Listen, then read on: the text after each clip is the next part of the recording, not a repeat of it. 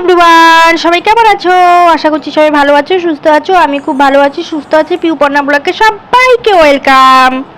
সন্ধ্যাবেলায় ভাবছিলাম কি খাবো তো ছেলে মেয়েরও প্রচণ্ড খিদে পেয়ে গেছিলো, কারণ যেহেতু দুপুরবেলায় আজকে না তাড়াতাড়ি খাওয়া হয়ে গেছিলো, কারণ বিকালে আমার মেয়ের ডান্স ক্লাস ছিল। তো যেদিনকে ডান্স ক্লাস থাকে তো আমি মেয়েকে মানে 12টার মধ্যে খাইয়ে তারপর ঘুম পাড়িয়ে দিই। তো অনেকক্ষণ তাই ছেলে মেয়ে বলছিল মাম্মাম প্রচণ্ড খিদে পেয়েছে কী বানতে। আমি ভাবলাম যে চলো আমারও খিদে পেয়ে গেছে, আমিও দুপুরে তাড়াতাড়ি খেয়েছি আজকে।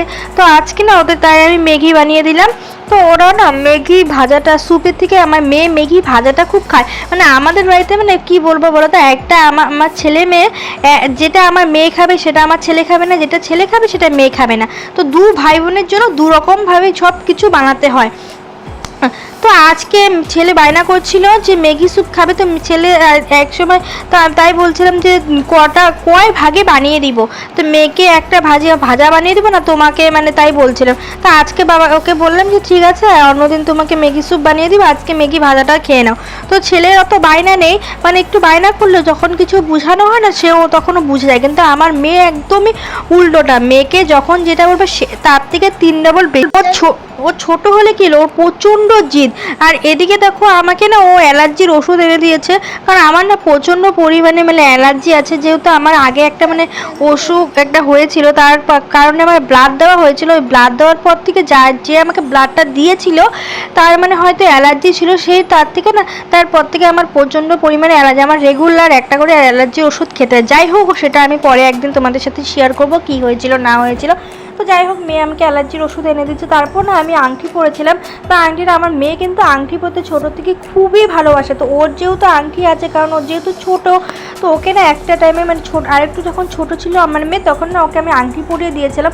ও কী করেছিল, ওই আংটিটা আঙুল থেকে খুলে মুখে ঢুকিয়ে দিয়েছিল। তারপর থেকে আমি আর ওকে আংটি দিই না, তো খুলে রেখেছিলেন।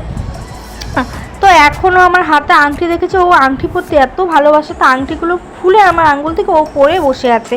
তো এটাই ওর সাথে করছিলাম। তো এদিকে দেখো আমাকে পানের বাটা এনে দিয়েছে, বলছে মাম্মাম তুমি পান খাও। তা আমি বললাম যে এখন আমি পান খাবো না। ও একটা মানে কি বলবো, পাকা বুড়ি ডুপ্লিকেট মনে হয়। আমার আমার শাশুড়ি এসে পড়েছে, মানে কি বলবো, মানে আমার মায়ের মানে শাশুড়ি তো কি মানে শাশুড়ি মারা যেরকমভাবে আমাকে মানে বকাচকা করে একদম সেরকম হয়ে গেছে আমার মেয়ে, মানে কি বলবো। তারপর দেখো এদিকে আমার সাথে বকবক করছিল। তো এদিকে তোমাদেরকে বলছিল হ্যালো গাইস, এত দুষ্টুমি করে না সারাদিন। ওকে নিয়ে সারাটা দিন আমার টাইম কেটে যায়। আমি ভালোবাসি তোমরা বাঁচো। তারপর দেখেছে যে আমি তোমাদের সাথে কথা বলছিলাম, তো ভয়েস ওভার দিচ্ছিলাম, তখন ও না এসে এই করছিল।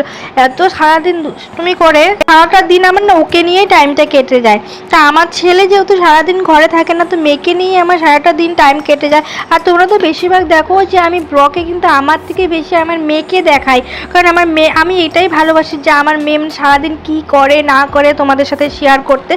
তো সেটাই কিন্তু আমি তোমাদের সাথে বেশিরভাগ শেয়ারটা করি, আর আমার ভালো লাগে। আর আমি সবসময় বিয়ের আগে থেকেই বাচ্চাদেরকে নিয়ে থাকতে এই করতে আমার খুবই ভালো লাগে। বাচ্চা কিন্তু আগে যেরকম অন্যের বাচ্চা অন্য মানে ভাই মানে কি বলবো দাদা বৌদি যাই হোক পাড়ার বাচ্চাদেরকে নিয়ে টাইম কাটে, এখন আমি নিজে মানে নিজের ছেলে মেয়েদেরকে নিয়ে। তো আমি কোনোদিন ভাবিনি যে আমিও একটা টাইমে আমার বাচ্চা মানে বেবি হবে, হবে, আমিও মা হব সেরকমটা বিয়ের আগে। মানে আমি সেই ফিলিংসটা মানে আগের কথাগুলো ভাবলে আমার নিজেরই একটা কেমন লাগে। যাই হোক, অনেক বক করে ফেললাম। তো বক করতে করতে না এদিকে দেখি কি রাত 10টা বেজে গেছে। তো ছেলে মেয়ের খিদা পেয়ে গেছে। তো আজকের ব্লগটা এখানেই শেষ করছি, দেখা হচ্ছে নেক্সট ব্লগে।